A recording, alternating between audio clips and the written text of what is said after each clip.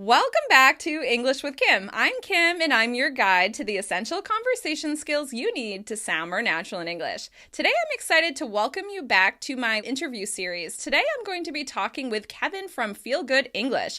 I'm excited to talk with Kevin because Kevin focuses on personal development, resources. He talks all about life skills and becoming fluent in life through improving your listening, your vocabulary, but most importantly, improving your fluency in life and learning how to communicate better, how to interact with people, how to grow as a human, and all of those interesting topics that are also important to me.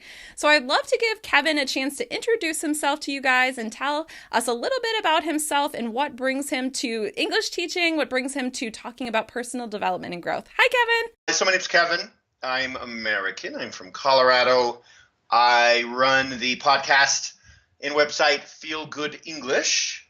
I have been a teacher of English to ESL or EFL learners, English as a foreign language learners, for probably around 10 years now. Most of that time was spent in Brazil teaching to a variety of students, from beginners to advanced, teaching them English. And now what I do is online. I'm back in the US and I connect with people around the world. Most of my time is spent working on my podcast, spending more time creating content for English learners than teaching. My background is actually in psychology. I went to college for psychology, have a degree. Instead of pursuing that, I decided to travel abroad, go to another country, went to Brazil. Long story short, 8 years later, I moved back to the US and am still in the English teaching field. However, for anybody that knows me or that follows me, or if you start following me, you'll realize I bring a lot of the psychology into teaching, and I bring a lot of the psychology behind learning something into what I do. And that's just based on many years of experience and seeing what works and seeing what doesn't work. So there's kind of a brief summary of me there. Well, you actually named it exactly. That one of the reasons I wanted to bring you to meet my audience is that basically you're similar to me in that my background is in cultural studies. And so I basically talk about language as communication, and your background's in psychology. So you talk about language through the psychological lens and understanding yourself, understanding other people. So I think it helps kind of give you a different lens on the world and understand a little different philosophy about what's interesting to you and how to share that with English learners. So instead of just learning something, kind of boring or basic like grammar, phrasal verbs, you're basically learning it through the context. You're learning it in personal development resources like books and other podcasts and TED Talks I saw that you share. And it helps give a broader understanding of the language beyond what you can find in a textbook. And a lot of what I do with English teaching comes to my experience through language learning. And my biggest obstacle when I was trying to learn Spanish or Portuguese in a traditional way my biggest obstacles were more emotional than practical, meaning it wasn't about the techniques of how do I memorize these words, or which vocabulary do I learn first? How do I get this grammar structured down? How do I get that down? How do I learn that? It was more about being nervous, afraid to practice what I already have learned, and to be courageous enough to try to use the language that I had already learned, not wanting to sound stupid or make mistakes.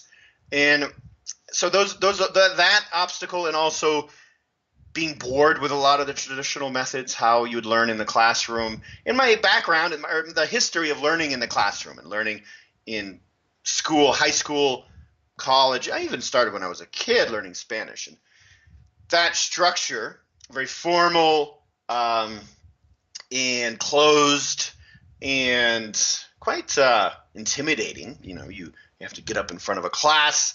The teacher's critiquing you. The students are critiquing you. It didn't work for me. And this was, however, how I was built to learn a language.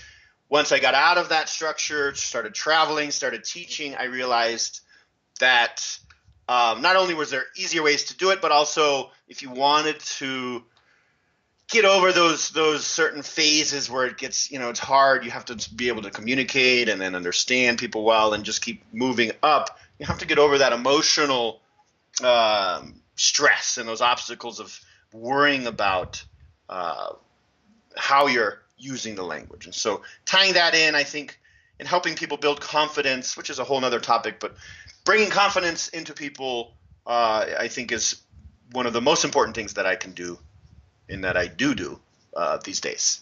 Yeah. Well, I love what you mentioned specifically about how your particular language learning journey, like me, you've also studied several other languages, because I think but the most effective English teachers are also students of language, because you have this curiosity about how the different systems work. But that's a whole side note.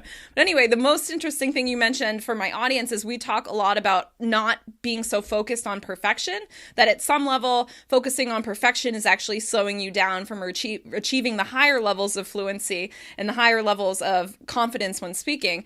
And I've noticed a lot of people, especially people who are more advanced or even fluent or even almost native sounding, if they're perfectionists, they don't even register that they're that fluent. And so I think something that happens as you get older, as you continue to grow as a human, is you start realizing, hey, it's okay if my accent's not perfect, or it's okay if I sometimes stumble over my words or make a mistake. That's fine, because the most important thing is communication. So I love that you mentioned that.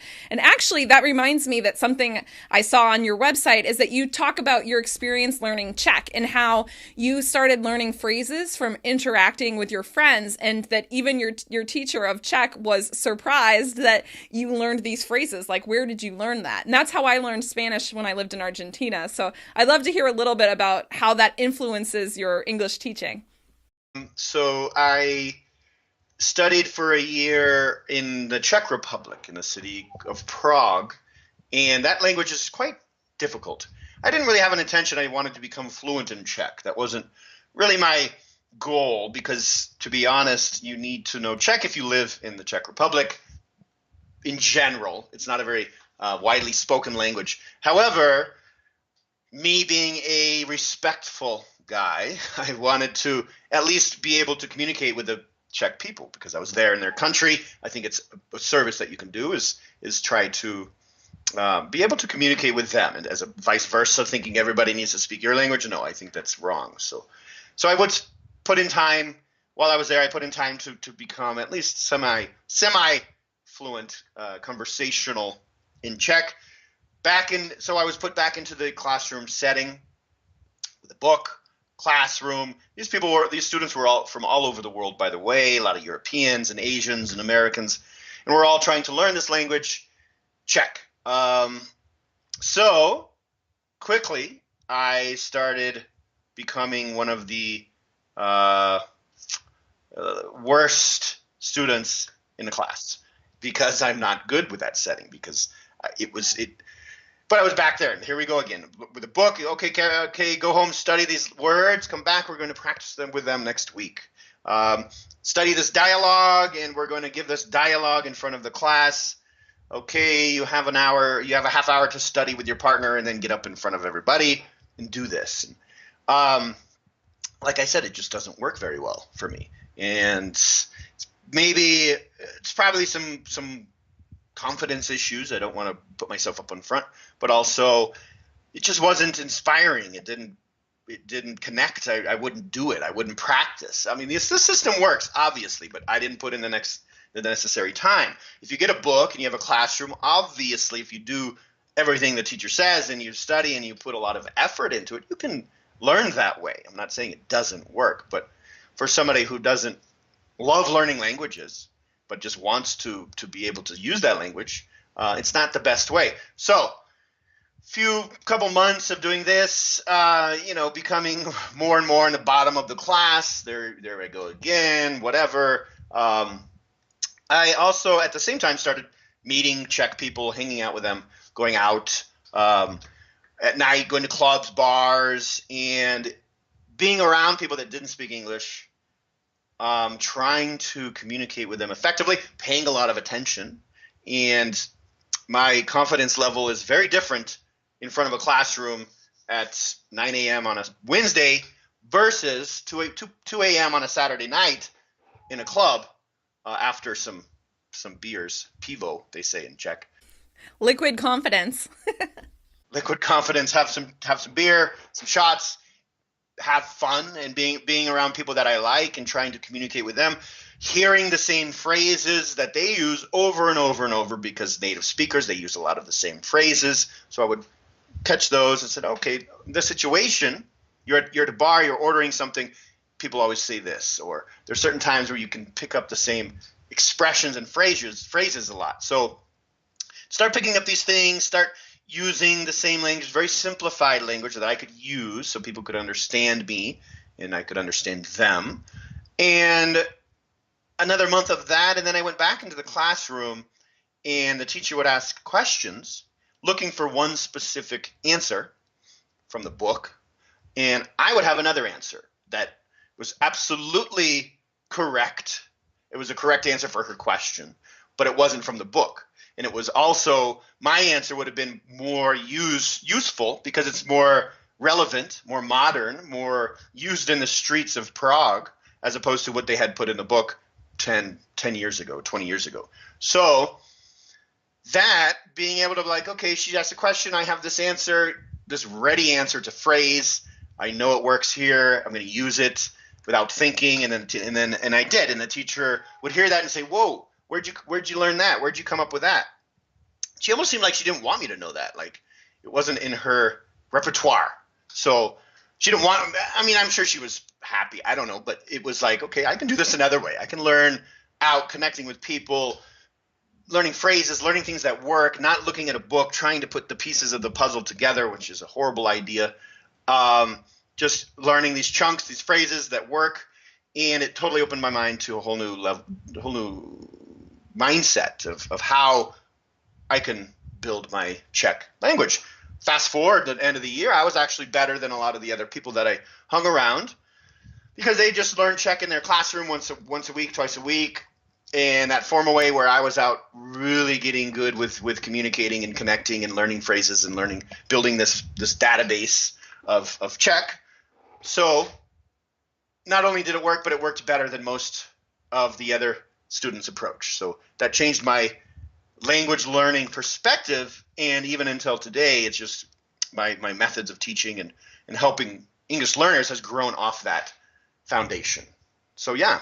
I love that story because basically it really shows how you can use conversations with native speakers or even non-native speakers who are speaking in the target language, but you can use them as texts. And I mentioned in my recent series on vocabulary, for those of you watching, the links will be below the video, but I mentioned in my recent series on vocabulary that one of the possible texts that you can use in order to discover vocabulary on your own is actually conversations with native speakers, with other people, because something you mentioned that my ear really picked up on is that native speakers tend to repeat themselves. They tend to use the same phrases over and over again. And I have a kind of funny example. Many years ago when I first started teaching, I worked in San Diego, where there were a lot of people who were Arabic speakers, and we had Arabic speakers working in the office. And just by overhearing the kind of general back and forth conversations they had, I started to understand a little Arabic, because I started to recognize the particular, simple phrases, but that was how people were used to interacting. They were using a very cultural form of interacting. They were repeating the same language. And so I'd love to, continue to talk about this particular way of learning vocabulary through discovering it through the way people are actually using it, because this definitely helped me when I learned Spanish, because I remember I would really listen to the way that my classmates would speak in class, and I would really listen to how people would ask for things. I was really embarrassed having to go to put money on my cell phone or to go shopping at the grocery store, where I just felt like I was missing the actual language people used in those situations, and I'm sure you can relate to that. But basically, by listening to people, my friends were always really impressed. They were like, wow, you're writing your emails just like a native speaker would, because you pick up on those phrases. So especially based on your podcast and your approach and philosophy to learning vocabulary. Do you have anything else to add to that? What I try to do with students, or what I try to pass on to people, is how you can create an immersion, a language immersion from wherever you are. So what's in a language immersion? A language immersion, to be immersed, is to be surrounded. So a language immersion is just surrounded by a language. Traditionally, or you commonly would think an English immersion program. I'm going to buy a English immersion program in my city, wherever you live around the world, which will include a plane ticket to the U.S., 3 weeks in a course, surrounded by English learners in a classroom, and then after the class in the afternoons and evenings, we'll go out and we'll be around English speakers. And this is an immersion. It costs several $1,000s. A couple of years of your life or months of your life. Yeah. It's very expensive. It can work, but it also often doesn't work because people don't do it correctly. I've had many students that were expecting to spend a month in the U.S. And they went to some school and they thought they'd come back fluent, but it doesn't work that way. So with the amazing benefit of the internet these days, we can create immersions, English immersions in our lives. And what does that mean? We learn best. Children learn a language by simply being around that language. And they're there from day one. After a couple of years, they start using it. A couple of years later, they're fluent and they're 4 or 5 years old. They're just immersed in that language every day, all the time. So what does that mean? It means they're hearing the same words, the same phrases, English all the time, over and over and over. They're hearing the same things spoken, thousands of different things, but they're hearing them all the time, over and over and over. They're immersed in English. Repetition, their mother's saying the same things to them. They're hearing the same questions over and over and over, and it just becomes second nature, becomes automatic. You can do that. You can listen to English content. There's so many options these days online, all different levels, easy, slow, like this, or you can be kind of more intermediate level like this, kind of in the middle where I'm talking right now, or you can be advanced where you're speaking like a normal speaker and you speak really fast. So you can put that in your life every day, and it's, programs, audio programs, CDs, whatever that may be. And you just listen to that, and you listen to it over and over and over. I believe repetition helps a lot because it's replicating how we learn as children. We're hearing the same things over and over and over.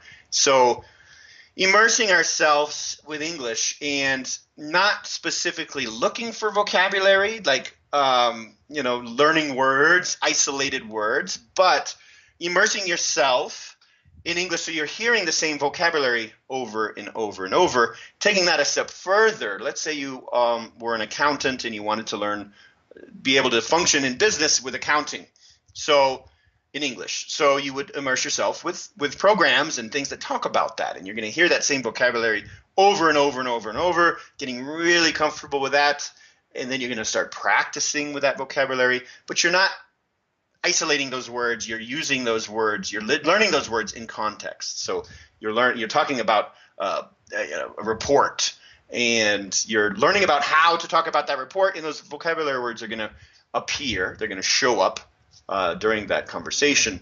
And then you take it and then you keep building off that. Then you start learning about how to talk about traveling with your friends or lunch, or you immerse yourself. But that's kind of getting too specific.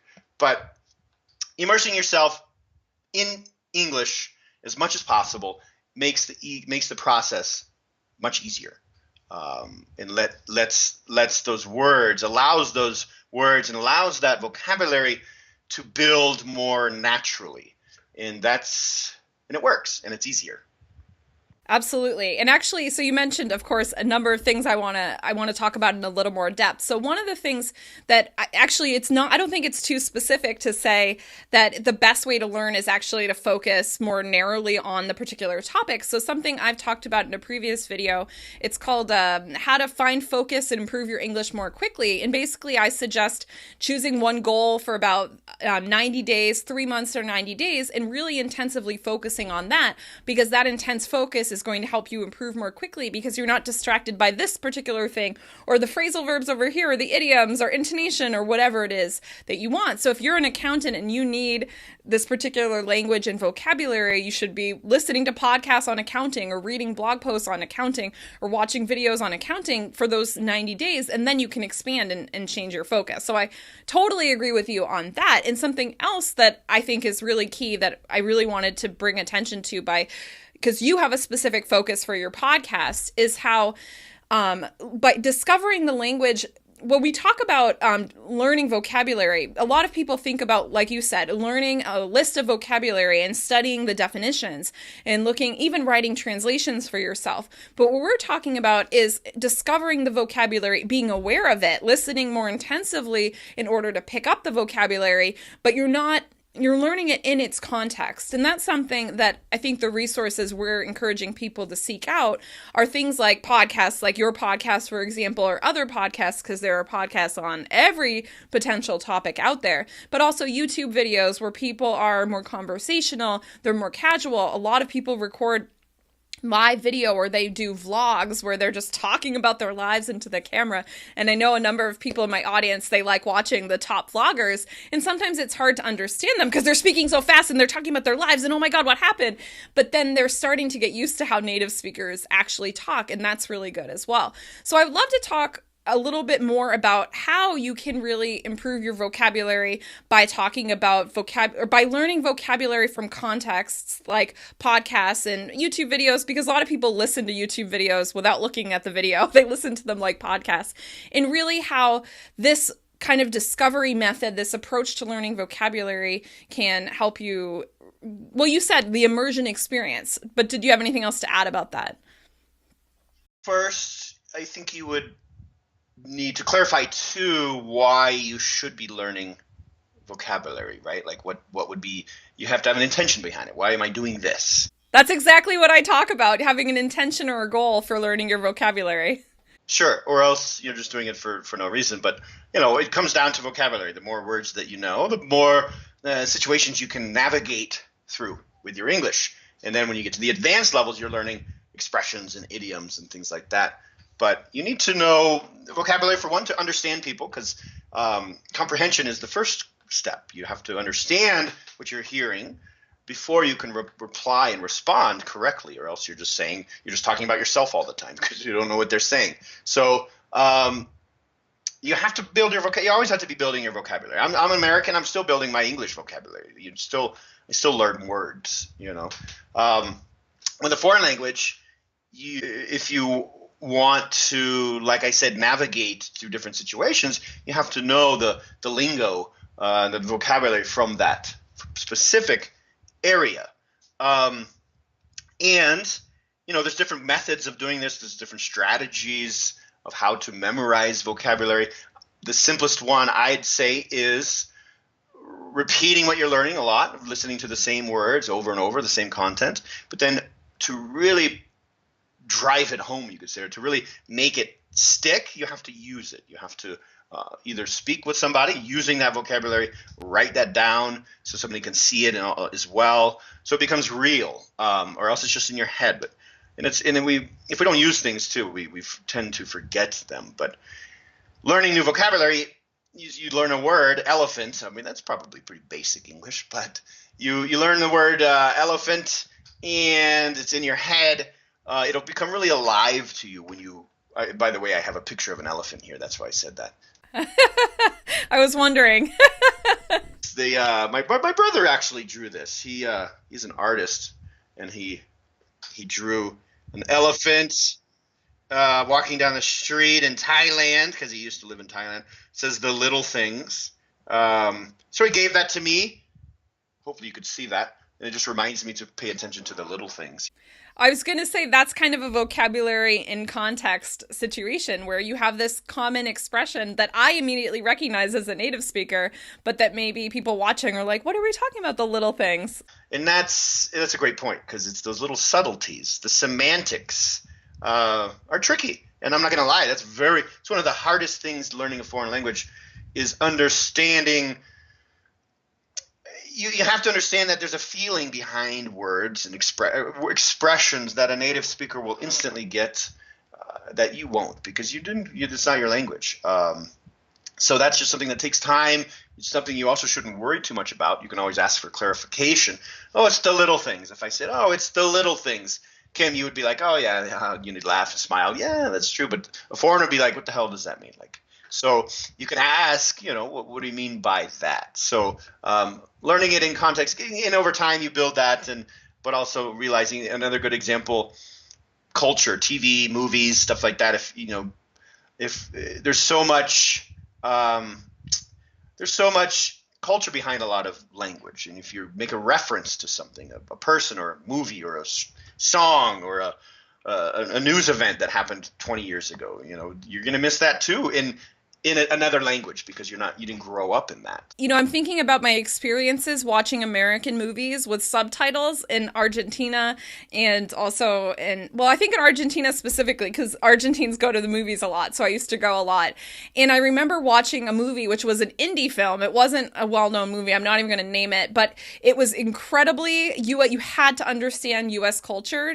It was the jokes were about racial relations in the United States. So you could tell Argentines had no idea what was going on, but all my group of American friends, like we were just like, like we were having all these reactions. The audience was walking out of the theater because the jokes just didn't translate. And another one that often doesn't translate well is Shrek, because Shrek, even there are references like Shrek, they always have references to older movies or other culture things, where sometimes I think if they dub them, they translate the joke for the local audience, but you miss a lot of the cultural references.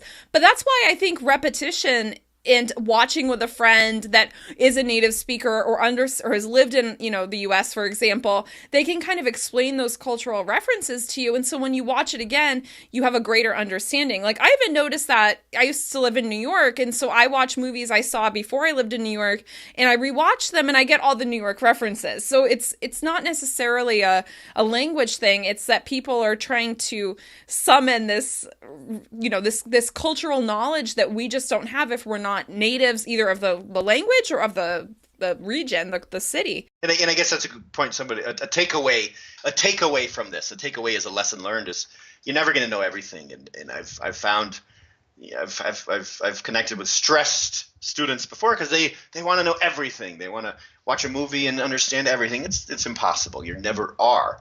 Even if you're American and you're not from that particular part of the U.S., like if you're not very familiar with New York, you're going to miss things in a movie. So stop trying to know everything. And I think too that's where it's really important to enjoy what you're doing, enjoy what you're learning, enjoy the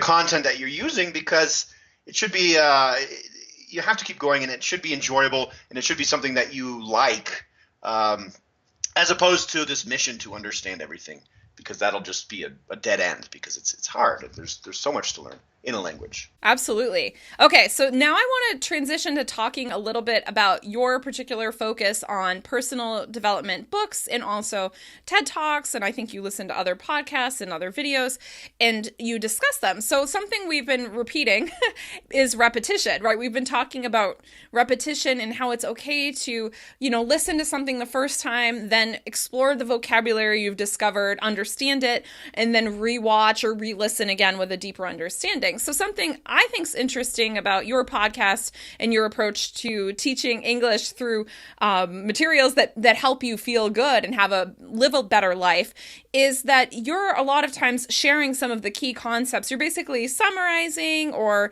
synthesizing some of the main concepts of these books or other resources so that people can discover the vocabulary with you. The vocabulary is key, but also just understand the concepts without potentially having to read the book, or they could listen to the podcast and then go read the book. So I'd love to hear maybe not how necessarily people today use the podcast with the books, but just kind of how do you envision, the books and the podcast working together?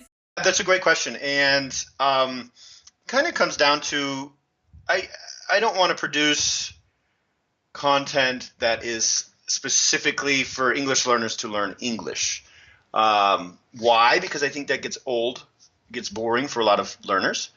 Quick, after a month, 2 months, weeks, depends. There's maybe a phase where they like that, but then over time, they're like, okay, I don't want to talk about English anymore. It's tiring. I've got other things in my life. I just want to speak English fluently. So I don't want to make it just specifically about that. So it's more of a practical thing than anything. So what can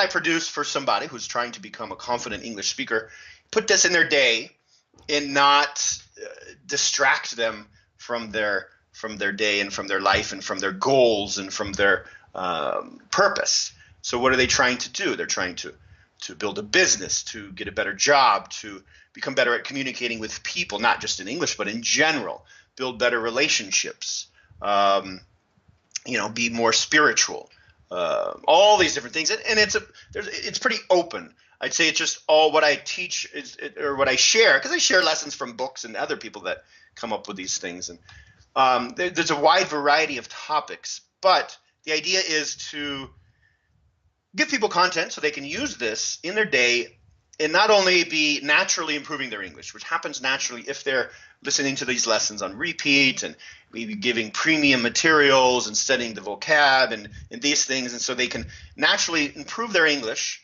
but also be learning skills that they can apply to their life and feel like they're not wasting their time just by isolating English and learning English as its separate thing. So being practical, trying to be practical at least, and creating things for students, learners to be doing more than one thing, to be improving their lives, improving their skills, kind of, isolating things they might need to work on, going deep into that, and doing it in a way that I think is pretty good for a upper intermediate advanced English learner. Keeping it a little slower, explaining things that English learners won't know. And so just kind of connecting those things together. Feeling good, that's the name of the podcast. Staying motivated, enjoying what you're doing, being inspired when you need to read something that's, okay, let's do this, and a little kick in the ass when it needs to be, is what can help a lot of English learners continue. And this is a long journey. It's not a month or two. It takes a long time to become fully confident where you are like, okay, my English is done. I'm good. Let's keep moving forward. Great. It takes a long time to get there.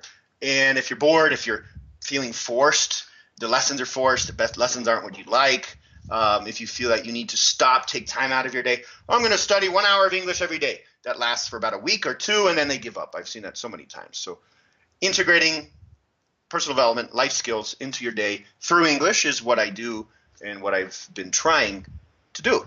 But do you think that people who listen to your podcast, like they sometimes go and seek out the books or the videos that you suggest? They do. I've had students send me pictures of books. Hey, look what I bought from your podcast. And because they want to go deeper. And I try to, supply the link to the book. And you can't learn a lesson, the life-changing lesson in 15 minutes. Like it takes time. And to be very honest with you, I don't read every book that I talk about on the podcast.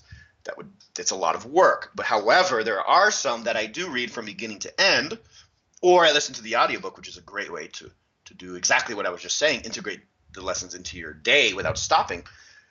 Going deep into the book from beginning to end, even going back over it, or that's how you really get the most advantage, get the most benefit from these books.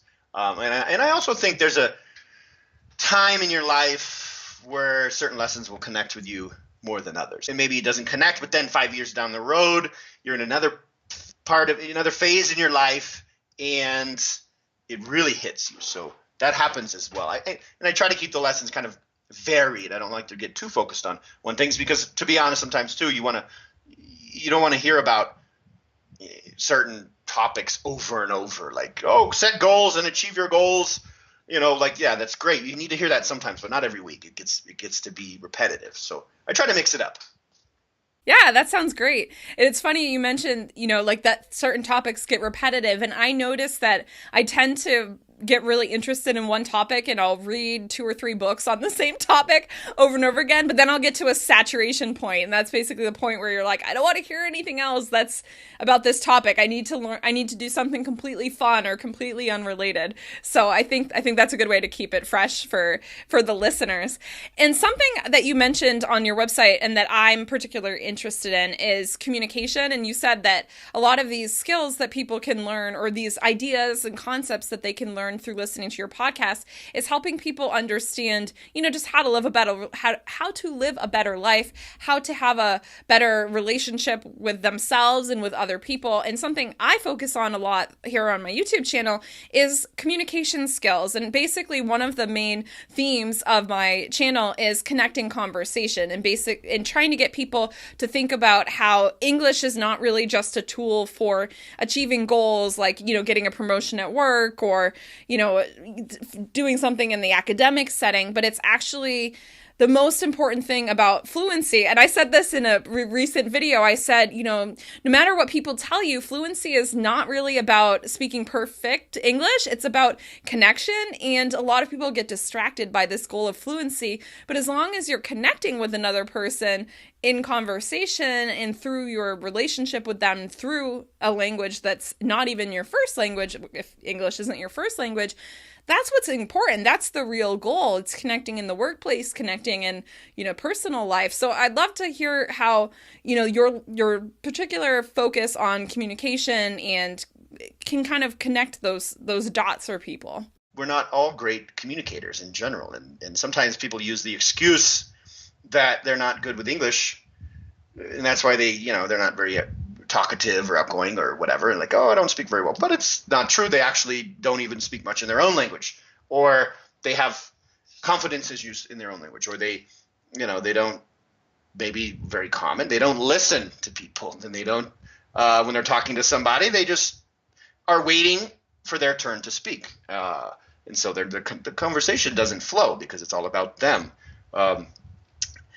And this is, it's not necessarily a bad thing. Often it's just a habit, or somebody's excited, emotional. But you can learn skills like listening to somebody, fully listening to them, that will help you communicate better. Not only in English, you will actually know what they're saying, and you'll be able to reply to them in English, but in your own language as well. A simple tactic would be if somebody asks you, if you're talking to somebody, you listen fully. You make sounds like these types of things to let them know that you're listening. But you can also repeat what they say. So repeat back to them to clarify that you understood them correctly. Or if they ask you a question, oh, Kevin, what do you think about this? And you say, oh, you'd like to know what I think about it? Oh, well, so that clarifies that you understood them, they were understood, and then you can go from there. Plus, you're also, if you're an English learner, you're using their English back you're using what they said, and you're repeating exactly what they said, which is a great sentence. If they're a native speaker, you're using their words and you're repeating them back to them. You sound great. It's a great little tactic, great little tip that you can use to be a better communicator in general. So communication is huge. I need to work on my communication skills a lot, how to be more concise, I'd say, with what I'm saying, so I don't give these 5-minute long answers. Public speaking, I'm not a confident public speaker at all. If you put me on a stage, I would need to focus some time on how to do this effectively. And it has nothing to do with if I did it in Portuguese or English, for example, because I would be scared in both contexts. But obviously it'd be a little more difficult in Portuguese, but it would be a lot more about communication skills than how well I speak Portuguese, if that makes sense. Oh, absolutely. And I think that you brought up a really good point that I always have to remind non-native speakers is that first of all, native English speakers make mistakes. And I love these conversations because you hear us kind of rephrase and change our direction of our conversation, think out loud, think about what we're going to say. So there's that aspect. But I think another thing that's really important is that not every native English speaker communicates well. So a lot of times we have these standards for ourselves when we speak our second or third or fourth language, however many languages you speak besides English, that you start feeling like you have to be an excellent communicator in English, even if you're not necessarily the strongest communicator in your native language. So you actually have this higher pressure that you don't even put on yourself in your native language. I get a lot of comments on my YouTube channel where people say, well, I'm introverted in my language. I don't speak up in my language. I don't control my volume because I have a video on speaking up and using your volume more effectively in English. I don't use volume in my language. And so people have trouble understanding me in my language. And so once you start kind of dissecting these issues, you start realizing that it's not necessarily that it's not your English that has this particular skill. It's just your personal communication style, and there's no perfect communication style. Those of us that are teachers, we have more experience delivering in front of people. So it's a lot easier for me to do a live video and be personable and friendly in a live video because I have practice for 10 years in front of the classroom, just like you do. So I think that was a really good point to remind people that communication is all about kind of learning where your strengths and weaknesses are. And that's where I think the personal growth really does play into it, is that you start realizing, what are my strengths? How can I make those stronger? What are my weaknesses? How can I make them acceptable? Yeah, and it's actually another little inside secret of the podcast. Often I choose books or lessons based on things that I want to learn about, that I want to go deeper into. So I kind of use it. The podcast is actually, I use that in a selfish way sometimes because it's your reading journal. Yeah, and I get to learn deeply because I have to make a whole 15-minute episode on what I'm learning. And then I also have a reference to that in the future because I'll go back and say, oh, look what I made. Look what I can go refer to that book there. Like the one that popped up. There's a book that I did an episode on called Quiet, and it's about introverts. I've read it. Yeah, and it's a great book. It connected a lot with listeners because there's a lot of quiet, people out there. And I was interested in the topic. There's a great TED Talk. There's a book. And it's something people can refer to. Oh, I want to learn a little bit about that. And also, do it in a way that makes it a little easier for an English learner, not a native speaker. And then that is there for them. I do the exact same thing. Because I write a lot about communication strategies and conversation skills. And the one I was really interested in exploring, which you also mentioned, is active listening. Like, how do you communicate better through your listening in the conversation? How do you reflect people's ideas back to them? So selfishly, when I create the workshops in my paid courses and programs, I create them on things that I actually want to learn too, because it helps people kind of gain those skills. And I'm also really understanding them because I want to understand it myself so I can communicate that to English learners. So you guys have the inside scoop from two English teachers, is that sometimes we teach you the things we want to learn ourselves. They say, you have to, the best teachers are learners. One thing I find funny is people often, I'll teach something and then maybe a month later I'll teach on another topic that they say something the opposite of what I said a month before, and a person will reach out. Kevin, I thought you said that, for example, I did one about we shouldn't share our goals out loud. If we tell people our goals, often it'll keep us from putting in all of the effort, because just by sharing our goal, we already feel that we've accomplished some of that goal. So this isn't my idea. I didn't come up with this. I'll teach you. I'll share it. And then the next month I say, okay, this is how you get really specific with goals, and you need to have a accountability partner. So you tell your goal to this person, and somebody say, Kevin, but you said we shouldn't share our goals. And it's like, well, I'm not like, I'm not like a guru that follows all of these lessons. My word is law. Plus, they're totally different. And these are ideas that you can use. You might hate, you might love, just like me. Just because I have it on my podcast doesn't mean it's something that I'll follow for the rest of my life. I might even listen to it a week later and say, oh, that's crap. That's not what I need right now in my life. So, it's experimenting with lessons, experimenting with ideas, trying them out, see if they work for you, see if you connect with them. Maybe you're incredibly successful and you tell everybody your goals. Maybe you've done nothing in your life except tell people goals. So you need to figure out what works for you, and experimenting with different things, and failing and making mistakes, and and trying things out. And so there's a lot that goes into it. It's not just like learning a lesson and then going on, okay, this is me for the rest of my life. It's about a lot of experimentation, and that's exactly true with learning English too. It's experimenting. What context is best for you to learn in? What teacher's best? What style is best for you? How do you learn? How do you become a better speaker? Like what situation should you put yourself in? What do you need to do to become better? And you need to play with these things. So kind of those two things are connected as well. Learning life lessons, how to implement into your life, experimenting with different ones, and also English, what works best for you. What are the ways and methods that get you most inspired and that connect with you the most? That was actually one of the questions that I was going to ask you. So it's a great way to kind of wrap up our conversation is, how important is it to, well, it's not a question actually, but how, it is so important for learners to find a topic that interests them and go out there and seek out content that interests them, because they're going to learn the vocabulary that's going to stick in their memory. They're going to learn the language that's actually used in contexts that are interesting to them. If you talk a lot about growing as a human in your native language, it makes perfect sense to seek out a great resource like Feel Good English podcast in order to be able to learn that same kind of language, because that's the language that you're going to be much more engaged in a conversation about personal growth in English if that's something you talk about in your native language. And that's something I'm really enjoying connecting with the YouTube community, is a lot of people are interested in communication, they're interested in culture, because they're coming to my YouTube channel and they're connecting to that there. So it's cool to see how if you seek out resources that are related to things that interest you and you can experiment, your interests will change over time. So then you can change directions. You don't have to be loyal to one particular approach to learning English. So do you have any final thoughts on that? Yeah, I'd say the most important thing, the one most important thing for somebody who's trying to become confident in another language is it's pretty vague to say find a method that works. So even more specific, find material that interests you in that language and go deep with that. I think that's the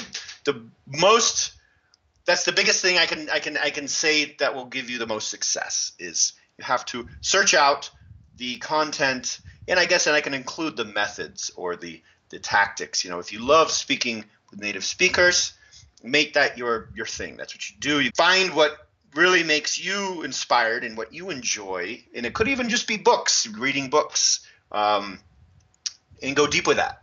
And you will notice over some time, you'll naturally say, I need to do a little bit more of this. I read books all the time. I love them. My vocabulary is becoming huge. But if I have to stand in front of a native speaker, I probably won't be very confident. So I need to start working on that a little bit as well. And you think naturally, if you're trying to grow, you will see those points. But find your passion. I don't know if that word's the best, but find what you love doing and go deep with that in English, whatever that may be, and stick with it, because it's a long process. And if you'll enjoy it, great. If you're a fashion designer, surround yourself with fashion designing material and just keep going with it. And you'll fill those holes in the future. Don't worry about that. But and last thing, don't get discouraged or distracted, or don't let those English learners out there that absolutely love English, they love learning English no matter what it is, that's their passion, is learning English. Don't let them tell you that you're doing it wrong and that you need to learn grammar, that you need to study this, you need to buy this English course, because they love it, and they're the 5% out there. They're the 5%, they're the smallest percent. 95% don't love English. 5% love it, and they'll continue to fill their days with English because it's incredibly easy for them. But don't follow that path if you don't love English. I completely understand. I don't love learning languages, but I love connecting with other people in their language. And so I find ways to do that. That would be my final words. I love that. That's actually been a theme with the other conversations with other English learning experts, because everybody has said, find your own system, find your own path, follow your own journey. And so I like to keep reiterating that here. And something I actually have talked about is how a lot of times the reason people don't make progress with their English is they're too distracted by other people's priorities. And so I think the main theme of our conversation has been, if your priority is improving yourself and improving your English as you improve yourself, then this was a great resource. You're a great resource for them. But we also completely understand if our resources aren't for everybody, it's really important that you discover that for yourself. And I think as you become more confident in life, you become more confident knowing what's right for you. So I love that you're leaving my audience with that kind of insight. So I would love for you to tell everybody where they can find you, how they can connect with you, and if you have any special resources you want to direct them to. Yes, Feel Good English, feelgoodenglish.com. You'll find everything there. And the links will be below the video. Just remember, how do you want to feel about your English? You want to feel good? Okay, feelgoodenglish.com. You get some free lessons if you go there. Download some things. My podcast, you can listen to it on my website. There's a nice player there that you can use. You can also find the Feel Good English podcast on iTunes, Apple Podcasts if you have an iPhone, Stitcher if you don't have an iPhone. You can search it there, and I do really recommend subscribing to the podcast because then you automatically get new lessons on your phone. Makes things much easier. I also send out a weekly email talking just some ideas and thoughts and things that I find interesting. I send my list an email every Sunday morning, kind of gives them a little bit of motivation, something to think about for their day. So you can sign that up for that list on my website, Feel Good English, as well. And again, I'll just repeat that. If maybe it's not for you, if it's not, then don't waste your time on it. If you're not into this type of thing, don't think you should be. And you're not going to find, the deep grammar lessons that you might be finding somewhere else, and you're not going to find somebody. I make mistakes all the time. I listen to my podcast. I say, oh, wow, that's not how you speak English. But fortunately, we all do. We all make mistakes. So don't look for precise grammar on my website is my point. Come to Feel Good English to feel good about English, no matter how you speak English. Well, thank you so much, Kevin, for joining us here today. And I hope you guys will connect with him. Like I said, the links will be below the video so that you can connect with him on his website and get direct to those resources if they interest you. Once again, I'm Kim from EnglishWithKim.com. I'm your guide to the essential conversation skills you need to sound more natural in English. If you like this video, please give it a thumbs up and share it with a friend. And if you have any comments or insights that you learned from watching us have this conversation, please leave a comment below the video. You know I love to have conversations with you guys there. Thank you so much, and I look forward to connecting with you soon. Have a good one. Goodbye.